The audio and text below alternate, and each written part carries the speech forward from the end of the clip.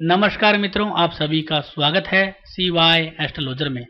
आज की इस वीडियो में हम चर्चा करेंगे कुंभ लगन के जो जातक हैं उनके ऊपर राहु का ये जो राशि परिवर्तन हो रहा है, राहु का गोचर 23 सितंबर 2020 को, उसका क्या परिणाम रहेगा। हमने इससे पहले मकर लगन, धनु, वृश्चिक, तुला और बाकी सारे लग्न हैं उनके ऊपर वीडियो बनाए हैं। साथ में हमने राहु केतु को कैसे फलित किया जाए, कैसे इसके गोचर को समझा जाए डिग्रियों के आंकलन के द्वारा, क्योंकि हम अकेले नहीं है इस धरती के ऊपर जिसके लिए राहु गोचर कर रहा है, पूरे समाज के लिए गोचर कर रहा है। तो सभी लोगों को परिणाम मिलेगा, हमें भी मिलेगा, हमारे दोस्तों को मिलेगा, हमारे परिवार के लोगों को मिलेगा, तो सभी लोगों को मिलेगा। सभी के प्रत्येक लग्न है, और अगर हमारा एक ही लग्न है तो भी यहाँ पे बहुत ही महत्वपूर्ण चीज है कि राहु जो गोचर कर रहा है वो डिग्रियों से गोचर कर रहा है, यानी कि राहु यहाँ पे 29 डिग्री का है। तो राहु जब डिग्रियों से गोचर कर रहा है तो हम भी परिणाम डिग्रियों से ही निकालें। ये नहीं है कि भाई राहु वृषभ राशि में गोचर कर गया, ये 30 डिग्री का भाव है तो इसके अंदर हमारा कोई भी ग्रह बैठा हुआ है, ये हमारे ये चतुर्थ भाव में आ गया, आते ही हम ये सोच लें कि भाई 23 सितंबर हो गया है, अब हमें जो है वो प्रॉपर्टी के धन लाभ योग बन जाएंगे, अब हमें अचानक कोई प्रॉपर्टी मिल जाएगी, या अगर हमारी प्रॉपर्टी में डिस्प्यूट हो जाएगा, हमें जो है वो अचानक शिक्षा के क्षेत्र में बड़ा कोई लाभ मिल जाएगा। ऐसा नहीं है, ये परिणाम देगा जन्म कुंडली के अंदर डिग्रियों से, क्योंकि जब इस भाव की डिग्री से कनेक्ट होगा तो इस भाव के परिणाम देगा। इस भाव में कोई ग्रह बैठा होगा, उसकी डिग्री से संबंध बनाएगा तो उस ग्रह के और उस ग्रह की राशियों के परिणाम देगा।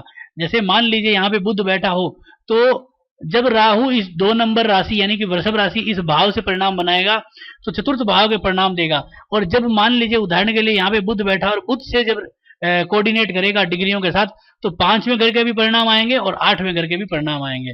तो इस तरह से आपको जब परिणाम मिलेंगे तो वो सम्मिलित मिलेंगे, आपको डिग्रियों से इसका आंकलन निकालना पड़ेगा।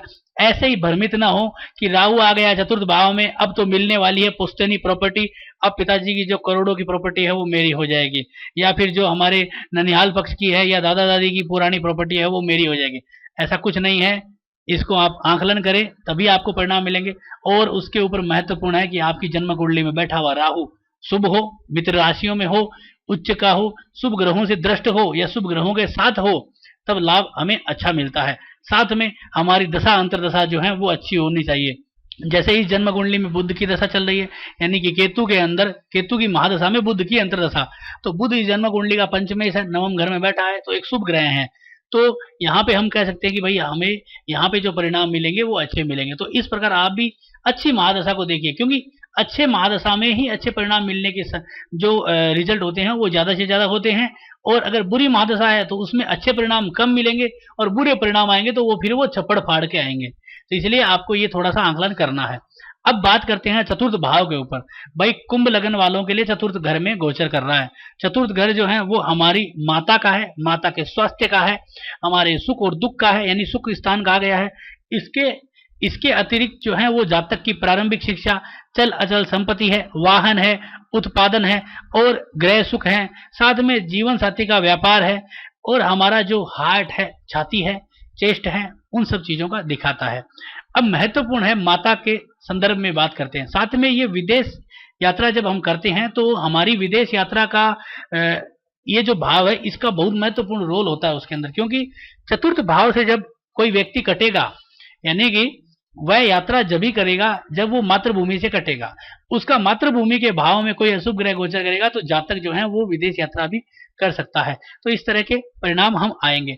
अब राहु के जो परिणाम होंगे वो इसी से इर्द गिर्द होंगे, यानी कि किसी लोगों को शुभ मिलेंगे, किसी लोगों को अशुभ परिणाम मिलेंगे। जैसे एक छोटा सा उदाहरण कि शुभ परिणाम किसे मिल सकते हैं, जैसे कि मान लीजिए किसी का जन्म कुंडली का राहु अच्छा है, शुभ ग्रह की दशा चल रही है और राहु यहाँ पे आ गया, तो उसे जातक के कोई प्रॉपर्टी विवाद चल रहा था, तो वो प्रॉपर्टी विवाद हाथों हाथ जो है सोल्व हो जाएगा। जब उसका ग्रह के साथ कोऑर्डिनेट होगा तो वो हाथों हाथ प्रॉपर्टी विवाद सोल्व हो जाएगा।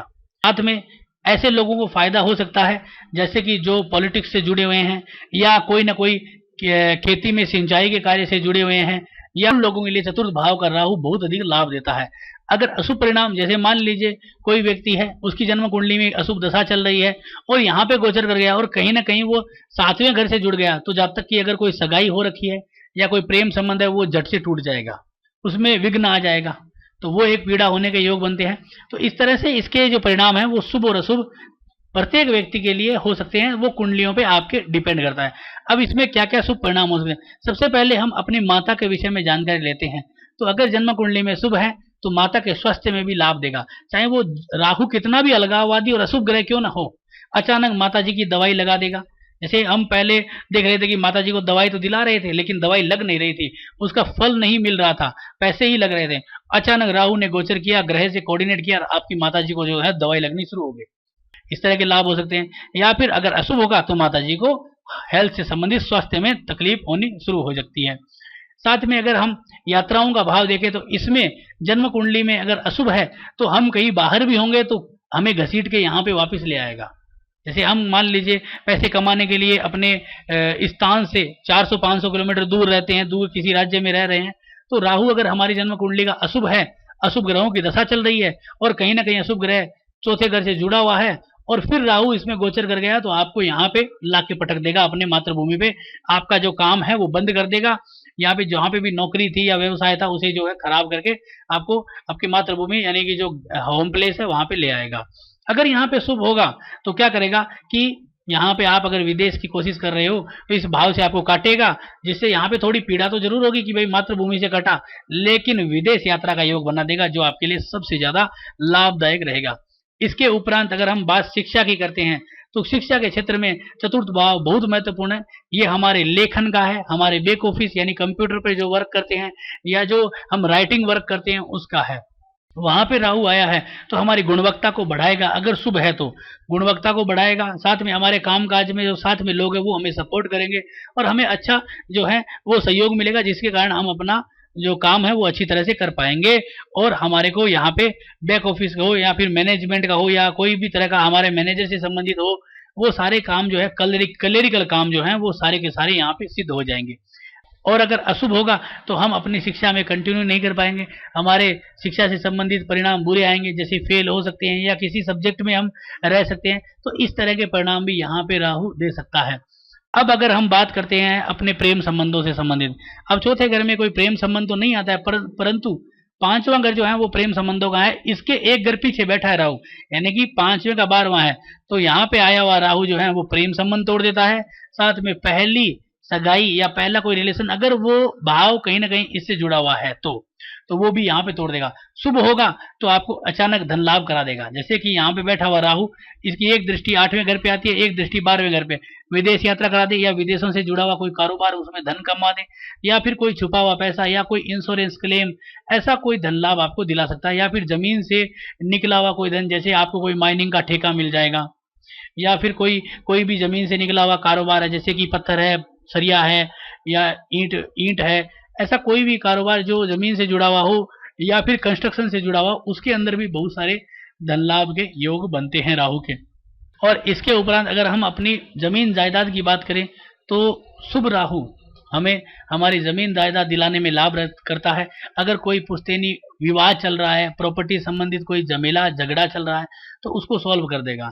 अगर हमारे को अशुभ राहु है तो हमारी प्रॉपर्टी पे कोई कब्जा कर ले, हमारी प्रॉपर्टी के ऊपर जो है कोई ना कोई कोर्ट केस हो जाए या फिर हमारे भाइयों में ही या फिर हमारे परिवार के लोगों में ही डिस्प्यूट हो जाए, जिसके कारण प्रॉपर्टी विवाद के योग आ जाए, तो इस तरह के अशुभ राहु के परिणाम हो सकते हैं जमीन जायदाद में या वाहन में भी। वाहन में भी आप इसी तरह का योग समझ सकते हैं। शुभ होगा तो अच्छा वाहन मिलेगा और अशुभ होगा तो उसमें वाहन में दिक्कतें आएगी, यानी कि वाहन का कोई एक्सीडेंट हो जाए या वाहन चोरी हो जाए या वाहन जो है वो ले तो आओ लेकिन उसका फायदा कम से कम हो, क्योंकि आप जब भी जाओ कोई ना कोई खराबी निकल जाए, उसमें धीरे धीरे पैसे लगते ही रहे। तो इस तरह के अशुभ परिणाम भी आपको मिलते हैं। अब जो सबसे महत्वपूर्ण है कि किन लोगों के लिए राहु चतुर्थ घर का परिणाम अच्छा दे सकता है। देखिए, जो प्रॉपर्टी से जुड़े हुए लोग हैं, जो पॉलिटिक्स से जुड़े हुए लोग हैं और जो बैंकिंग से जुड़े हुए लोग हैं, क्लरिकल वर्क से जुड़े हुए लोग हैं, यानी कि जो किसी गवर्नमेंट दफ्तरों में या फिर प्राइवेट सेक्टर में जो क्लरिकल वर्क कर रहे हैं, उन लोगों के लिए बहुत ज़्यादा फायदेमंद है। साथ में जो सिविल इंजीनियर्स हैं, यानी जो प्रॉपर्टी बिल्डर हैं, प्रॉपर्टी का काम करते हैं, उनके लिए, क्योंकि चतुर्थ भाव प्रॉपर्टी का, तो उनके अगर उनकी जन्म कुंडलियों में शुभ होगा तो उनके जो भी रुके हुए प्लान थे या फिर जो फंसे हुए प्लान थे, यानी कि उन्होंने जो ठेके ले रखे थे, उन्होंने जो बेचने के लिए इन्वेस्टमेंट कर रखा था, अब वो बिक नहीं रहे थे, प्रॉपर्टियों के दाम गिर गए, उनकी प्रॉपर्टियों में बहुत सारी दिक्कतें आ रही है, तो वो सारी की सारी दिक्कतें जो है वो सॉल्व हो जाएगी।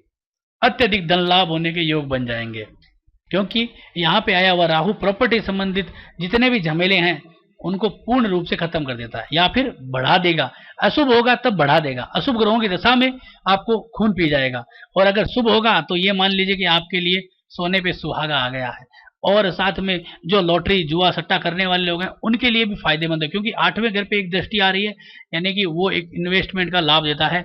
और जो इन्वेस्टमेंट से जुड़े हुए लोग हैं, जैसे म्यूचुअल फंड है या फिर फंड मैनेजर होते हैं, जो कहीं ना कहीं पैसों का इन्वेस्टमेंट करने का जो बात बताते हैं, तरीका बताते हैं, तो उन लोगों के लिए भी लाभदायक योग बनते हैं। तो इस तरह से चतुर्थ भाव का राहु कई सारे लोगों के लिए लाभ रिजल्ट भी देता है और अशुभ रिजल्ट भी देता है। तो कोई भी ग्रह, चाहे राहु हो या अन्यथा कोई भी ग्रह हो, कभी भी किसी भाव में अशुभ नहीं होता है, किसी भी भाव में शुभ नहीं होता है, क्योंकि हर भाव में प्रत्येक तरह के लोग होते हैं। जैसे एक चोर है या फिर कोई गलत कार्य करने वाला है, तो उसको 8वें घर का धन प्राप्त हो रहा है, यानी कि अनएक्सपेक्टेड धन है या गलत कार्यों से धन है, तो उसके लिए 8वें घर का जो ग्रह होगा वो शुभ होगा। तो और हम अगर सीधे लोग हैं, सीधे तरीके से धन कमा रहे हैं, तो हमारे लिए 8वें घर में आया हुआ ग्रह जो है अशुभ होगा। तो इसी प्रकार चतुर्थ भाव जो है वो यहाँ पे कोई भी अशुभ ग्रह आए या शुभ ग्रह आए, अगर हम कहीं ना कहीं जिस तरह की शैली से जुड़े हुए व्यक्ति हैं, हम जिस कारोबार से या जिस तरह की श्रृंखला में हैं, उस श्रृंखला को हम अपने ग्रह से कोऑर्डिनेट करें। जैसे हम मान लीजिए कि भाई ज्योतिष से जुड़े हुए लोग हैं या फिर जो है वो खेल कूद से जुड़े हुए लोग हैं, तो उनके लिए अच्छे परिणाम नहीं होंगे। जैसे ज्योतिष का भाव जो है 5वां भाव और 9वां भाव होता है कि भाई 5वां भाव क्या है, गुणवत्ता है, जल्दी से कैलकुलेशन करना, साथ में पूर्व जन्म की बातें को सोचना, पूर्व जन्म के कर्मों को देखना, साथ में हमारे ये माने कि धार्मिक कार्यों की तरफ जो है वो जातक की उन्नति, धार्मिक कार्यों की तरफ जातक को बताना, भेजना, तो वहां पे इस भाव को काटता है। तो ज्योतिषाचार्यों के लिए कह सकते हैं, या फिर फिल्म से जुड़े हुए लोग हैं, जो एक्टिंग से फील्ड से जुड़े हैं, उनके लिए राहु उनके 12वें घर में बैठ गया, तो वो वहां पे अशुभ परिणाम देने के योग में। तो आप इस चीज को समझे कि जो जातक जिस शैली का होगा उसके लिए उसी तरह के योगों के परिणाम होंगे जन्म कुंडलियों में। तो आज का ये जो वीडियो था आपको कैसा लगा जरूर बताएं, अच्छा लगा तो लाइक करें, शेयर करें, सब्सक्राइब करें। धन्यवाद दोस्तों।